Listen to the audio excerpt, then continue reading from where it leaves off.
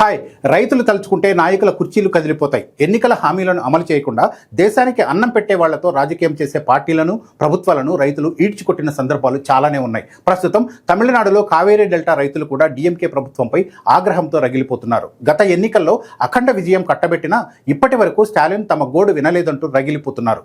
కావేరీ డెల్టాలో మారుతున్న రాజకీయ సమీకరణాలకు తోడు డిఎంకేపై పెరుగుతున్న వ్యతిరేకత చూస్తూ ఉంటే ఈసారి డెల్టా రైతుల తీర్పు ఎన్నికల ఫలితాలపై తీవ్ర ప్రభావం చూపించే అవకాశాలున్నాయి.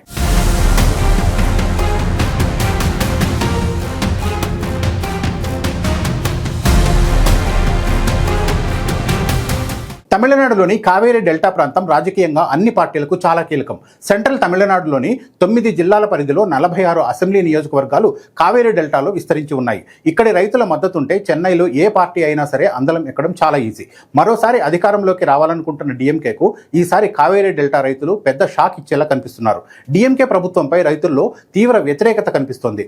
రైస్ బౌల్గా పేరొందిన ఈ ప్రాంతంలో రైతులందరూ ఇదే అభిప్రాయంతో ఉన్నారు. 2021 ఎన్నికల్లో తమ సమస్యలు పరిష్కరిస్తారన్న ఆశతో రైతులు అన్నాడీఎంకేను కాదని డిఎంకేకు ఓటేశారు. కానీ వరదల వల్ల నష్టపోయిన పంటలకు ప్రభుత్వం తగిన పరిహారం ఇవ్వలేదని, యూరియా కొరతను కూడా తీర్చలేదని రైతులు ఆవేదన వ్యక్తం చేస్తున్నారు. కరుణానిధి సొంత గ్రామమైన తిరువారూర్ జిల్లా ఐకుడిలో సైతం రైతుల పరిస్థితి ఇలాగే ఉంది. ఎన్నికల ముందు ఇచ్చిన హామీ ప్రకారం బంగారు రుణాలను పూర్తిగా మాఫీ చేయకపోవడాన్ని ఈ ప్రాంత ఓటర్లు సీరియస్గా తీసుకున్నారు. డిఎంకే చేతిలో తాము మోసపోయామనే అభిప్రాయంలో ఇక్కడ రైతులు ఉన్నారు.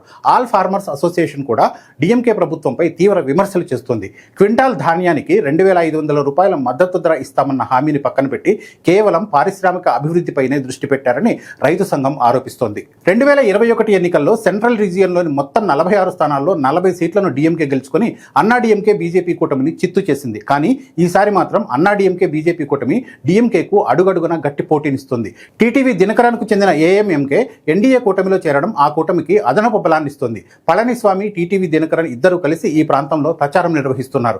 ఇక సినీ నటుడు విజయ్కి చెందిన టీవీకే పార్టీ ప్రభావం కొన్ని ప్రాంతాలకే పరిమితమైన యువత, మహిళల ఓట్లను ఆకర్షిస్తుంది. మరోవైపు సీమాన్కు చెందిన ఎన్టీకే పార్టీ కూడా కొన్ని నియోజకవర్గాల్లో గణనీయంగా ఓట్లను చీలుస్తూ ఎన్నికల ముఖ చిత్రాన్ని అంచనాలకు అందకుండా చేస్తుంది. కావేరీ డెల్టాలోని రైతుల్లో రాజకీయంగా భిన్న స్వరాలు వినిపించే వాళ్ళు కనిపిస్తారు.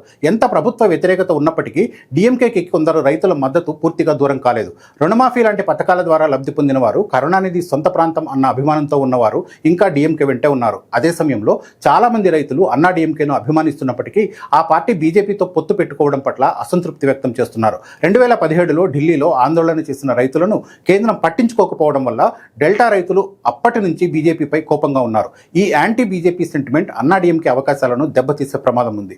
వీటికి తోడు శశికళ అభ్యర్థులు ముక్కులతారు సామాజిక వర్గం ఓట్లను చీల్చే అవకాశం ఉండడం కూడా అన్నాడీఎంకే బీజేపీ కూటమికి మైనస్గా మారొచ్చని రైతులు భావిస్తున్నారు. మొత్తంగా చూస్తే గత ఎన్నికల్లో ఇచ్చిన హామీలను ఇప్పటికీ అమలు చేయకపోవడం కావేరీ డెల్టా ప్రాంతంలో డిఎంకే విజయావకాశాలను తీవ్రంగా దెబ్బతీసే సూచనలైతే కనిపిస్తున్నాయి.